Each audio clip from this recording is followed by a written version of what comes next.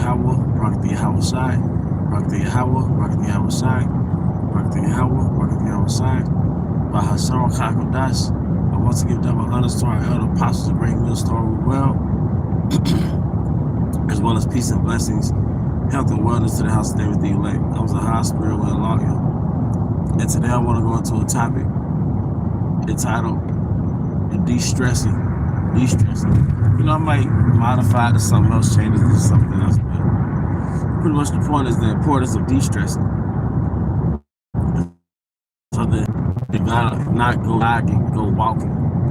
Something that Elder Apostle Gabar has been pushing for a while now is walking. So the other day, I made it home, and I was kind of tired. I felt a little weird in my stomach, but I decided I'm gonna walk it off. Even a brother had called me. He was like, "Man, did you go on your daily walk?" And I was like, "Dang." So I went on my daily walk. I walked about a little over a mile, but I actually felt better just from walking. But not only did I physically feel better, I mentally felt de-stressed. And one thing I've been learning is the importance of de-stressing before you go to bed. You know, I don't know the science behind it yet. I hadn't looked it up, but you feel so much better in the morning when you de-stress before you go to bed. So walking is definitely a form of de-stress. But any activity that allows you to just decompress, de-stress before you go to bed, you sleep better. You know? You sleep better. You see? And that's pretty much the point. That's why it says in the book of Sirach, one of my favorite books, is give not thy soul to heaviness.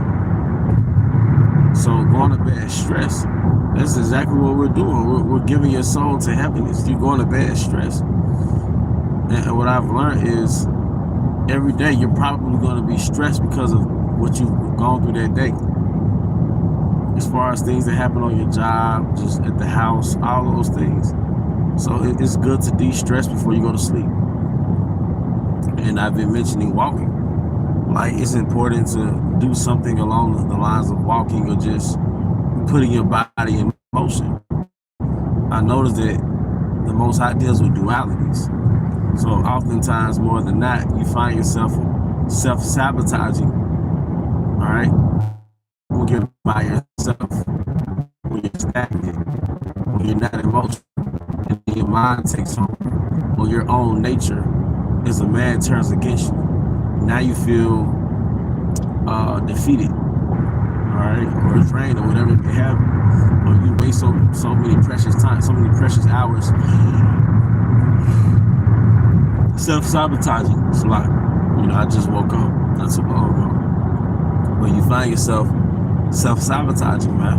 In the book of Sirach, the 30th chapter, it tells you about how fitness is better than riches. Another thing I learned too, if you having some type of dilemma in life, if you having some type of crisis in life, you should still exercise. Like, don't let that be the reason why you didn't exercise, because that situation through the spirit is gonna sort itself out. But in the meantime, you should still decompress, man. You should still de-stress. You should always make an effort to feel good. All right? So no matter what you're going through, it's still good to keep your routine of happiness. All right? Because for one, you're going to be fit. Eventually, you're going to be fit if you eat correctly along with that workout routine. But also, you're going to be happy, man. It's good to just get those endorphins released, man, and that serotonin, man, and you sleep better. You see? You have to remember, the Most High put in these earthly tabernacles. So it's actually healing to walk in the earth, because you are an earthly. You know? The Most High called Ezekiel, thou seed of man, thou son of man. I think certain translations say thou human. You know, so the thing that makes us a human is that our spirits are embodied in clay. And the things in the earth we need, even if it's on a level of oxygen, you need to just be around trees and nature. They're releasing so much oxygen, and you inhaling that, it's healing. You see?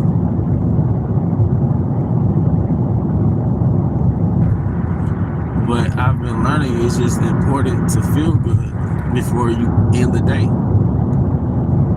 It's just not good to just be around yourself. Every brother has a different spirit, But it's just good to just de-stress. And one nation of people that I watch is Elam. They're always doing some physical activity. They always walk in the morning time, in the evening time. They always do that. It's a very noble activity, man, just to go walking, especially as a family, man. Like me, I'm a single man. I just walk by myself. Or you might have a spouse that might not have that same routine as you, but you should be the one to go walk or do something that's de-stressing. That's another thing I learned.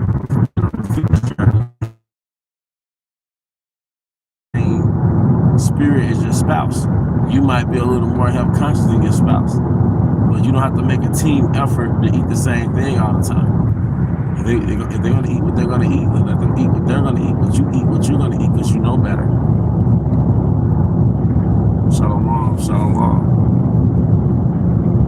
But one thing that's not talked about a lot as far as Esau is concerned is that he doesn't tell you how stressful this society can make people. And then you see your coworker stepping out smoking a cigarette every chance they get. You see your coworker bringing their comfort food to work. You see these lines filled up when you drive past these fast food restaurants in the morning time. And maybe one time that was you, but now we know better.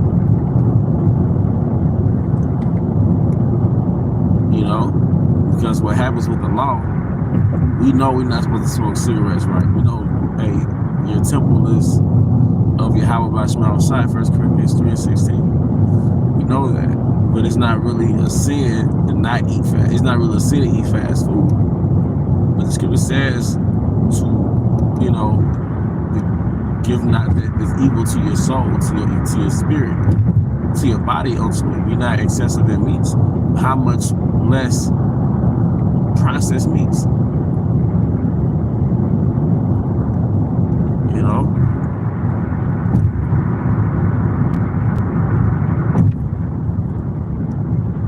And what happens is we're eating food that's not designed to leave our bodies.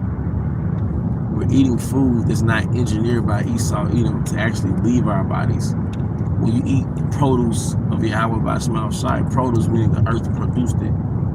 All right? Yahweh by Shema Shai designed it to leave your body. And of course you have your fish and your grass-fed meats and stuff like that. It's like 30%. But this processed food wasn't engineered, wasn't designed to leave your body. So you get your organs, your eliminating organs don't know what to do with it. Whether it's the drinks, the juices, his juices, right? It's processed food, vending machine food. Sometimes you might be hungry, you gotta, get a little snack, to get through the day. I understand that. I have those days where you might get, peanut butter crackers or something, But just in general, just eating straight up BS every day. Well, this food wasn't chemically designed to leave your body, and that's the bad part about processed food. Shalom, shalom. That's the bad part about processed food. It wasn't designed to leave your body. It wasn't designed to be utilized by your cells on a cellular level, and then the discards are eliminated. No, it wasn't designed for that. It was designed to satisfy your brain. The salt, the sugar, the fat, it was just satisfied to really satisfy your brain to the point where just like a rat, a lab rat, you keep going back to that MSG.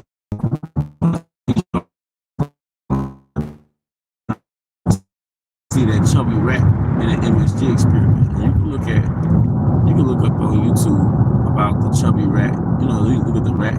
It keeps going back to the sugar cube or the MSG block or whatever. And you realize that rat is us. we're the rat. You see people that's 400 pounds, 500 pounds, 300 pounds, 600 pounds. That's the rat that keeps going back to the sugar cube. And processed food is a drug. It's a drug. More people are dying from processed food than cigarettes, than heroin, crack, all those things. A lot of our crackhead relatives, drug addict relatives, they live longer than their siblings because their siblings end up dying from heart attack, from years of having high blood pressure, all right, from years of eating the wrong way, all right, diabetes, all right, all those things. But the drug addict uncle outlasted everybody. So the number one cause of death, you can look this up, is really the standard American diet in America. Because cigarettes, for example, kills 480,000 Americans a year. But diet-related illnesses kill about 700,000. And that's not including the unrelated, the indirectly deaths. The deaths is indirectly related to the standard American diet. So you can bump that up to about 1 million people a year die from the standard American diet. Those heart attacks come from years of eating processed food that's clogging up your arteries. All right. A lot of those deaths come from years of your colon being backed up, your liver being backed up, kidney failure, all those different things. Medical malpractice. That's one of the top causes of being unalived. It's medical malpractice. Ain't that something?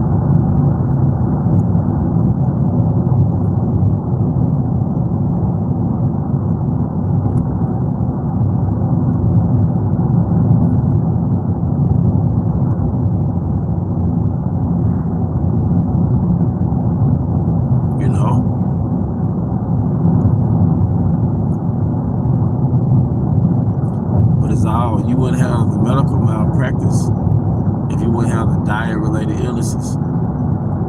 So how can Esau really give you something that heals you? It's not going to heal you. How can he give you something that relieves you of this pain permanently? Well, he's the same person that gives you the so-called food that ultimately gives you the pain. So he's not going to cancel himself out. He's just going to play the game. He's going to sell you the processed chemicals called food. He calls food. It makes you sick, and he sells you the treatment that blocks the pain or keeps you depending on his treatment. The treatment that you use as a result of buying his chemically engineered food. You know? That's why the scripture says, never trust thy enemy, man. A lot of us didn't fall for the nigger traps. We didn't get caught up in the streets. When you came into the truth and you converted. But did you also convert from the number one cause of death to the so-called Israelite, to the Israelite, which outside of balance is the standard American diet. So really, us being Hebrew Israelites, and us knowing we're Hebrew Israelites, we got to go back to that Hebrew Israelite way, which is more Mediterranean, which is more produce. Our forefathers ate fish, and on feast days and special occasions, we ate, meat. But you have to remember, in context, meat is more like a delicacy. So people of high class ate meat, consistently. But for the normal layman, meat was more like a delicacy, it's more like a dainty. But fish was more a part of our culture. And what you do the research, what our people would do at evening time, we would have soups and stews. We eat a lot of soups, chickpea soups and lentil soups. Jacob made that lentil soup, that pottage, you see? And certain days you might have fish with it, and it'll be a big pot of soup. And everybody in your family would, dip the bread in the soup. You'll have some of your yarn with it. You might have some goat milk with it, We eat a lot of fruit, a lot of dry fruit as well, parched seeds. But our main meal is like a soup with different vegetables in it. You see? Even on the west coast of Africa, pre-colonized West Africa, you go into the pre-colonial West African diet is basically soups and stews. Those are the main course meals. Before Esau came with a lot of starch and stuff, it was a lot of rice. You know, it was a lot of soups, man. All right, so it's very similar to when you look at the Hebrew diet, how the Hebrews ate. And the main course meal was like a soup, showing you that a lot of West Africans, their roots and their heritage go back to it goes back to Palestine, it goes back to Israel. Okay. But we have to get used to vegetables being the main course meal, and meat was more like complimentary, you know. That's another thing I noticed about the Israelite diet. The way Israelites eat in America is more meat, carbs, fat, and it's less vegetables. And that's how we are. I know I grew up eating like that. But really it's supposed to be more vegetables. You know, that's the main course. Fruits, vegetables, less grains. You got this doctor by the name of Dr. Joel Furman. He classifies himself as a nutritarian. And he came up with an acronym called GBOMS, which is an acronym for greens, beans, onions, mushrooms, berries, and seeds. It's like your main course is a high nutrition diet is greens, beans, onions, mushrooms, berries, and seeds. You know, like I said, what our forefathers would do, or foremothers, they'll take a lot of these leafy greens, man. And we ate turnip greens and all that stuff before slavery. We'll put these beans and these lentils and all these things and make soups in it. Put the soups, you know, we'll make soups out of it. I'm sorry. Make the soups out of it. And we'll put a big pot of soup. And you can look at, you know, I want to say Senegal, but just certain countries in West Africa, how they prepare their meals. And a lot of times it's soups. They turn everything into a soup. You see? But, you know, that's something you could do your research on. Pre-colonized West African diet. There's a website by the name, it's called Hebrew Israelite Cuisine. I think it's on Wikipedia. It's called Hebrew Cuisine or Hebrew Israelite Cuisine. And it gives you a rundown on how we ate. And it's good to have that contrast and compare it to the standard American diet, man. And understand what these earthly tabernacles, these Hebrew tabernacles are designed to ingest, all right, on a daily basis. But with that, I hope you brothers and sisters were edified. To the next time, shalom.